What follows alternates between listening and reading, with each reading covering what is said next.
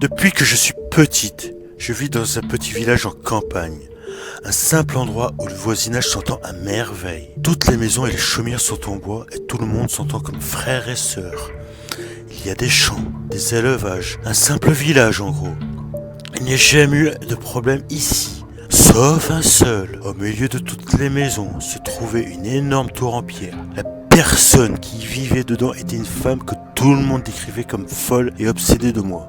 Des fois, quand je marchais, je distinguais sa silhouette entre les arbres, en train de m'observer, puis elle disparaissait. Des jours sont passés comme cela. Au bout d'un certain temps, je ne croisais plus la vieille femme. Je pensais que tout cela était terminé. Jusqu'au jour où je suis sorti jouer dehors avec la fille de la voisine qui avait mon âge. C'était comme ma meilleure amie. J'aimais beaucoup sortir avec elle le week-end et on se retrouvait à l'école. On était sortis se balader dans les grandes étendues d'herbe pour faire un pique-nique. Ma mère nous avait donné une glacière avec des glaces et de l'eau. Tout se passait très bien. On a joué ensemble. Et vers 16h30, nous avions eu envie de goûter. Nous nous sommes installés sur la pelouse et avons dégusté chacune ce que ma mère nous avait préparé.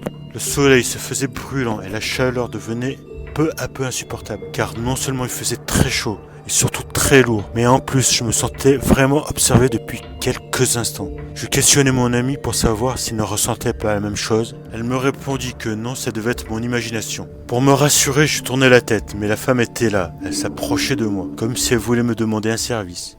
« Peux-tu me donner tes glaces ?» m'a-t-elle dit. C'est la première fois que j'entendais sa voix. Elle était froide et très faible, mais surtout très grave. Je l'ai regardée, puis je me suis rappelé que mes parents m'avaient dit de ne pas lui parler. J'avais si peur que je n'ai pas donné de réponse.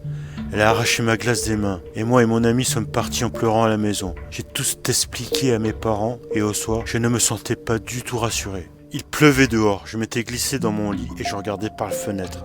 Le ciel était très noir, mais on apercevait quand même les gros nuages au-dessus de ma maison. Parfois même, on voyait la lumière d'un éventuel éclair entre les nuages. Je commençais peu à peu à m'assoupir et finis au final par m'endormir quelques minutes. Le bruit d'un éclair m'a réveillé presque instantanément. J'étais resté assise dans mon lit pendant un certain temps avant de m'apercevoir que la lumière des voisins d'en face était allumée, mais qu'elle ne cessait d'alterner.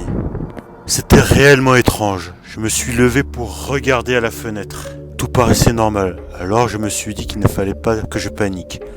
Je me frotta les yeux et alla me chercher un verre d'eau. À mon retour, toutes les lumières de la ville étaient éteintes. Il faisait tout noir. Et il y a des choses que je ne comprends pas. Qui est cette femme devant ma fenêtre et qui a écrit mon nom sur la vitre ?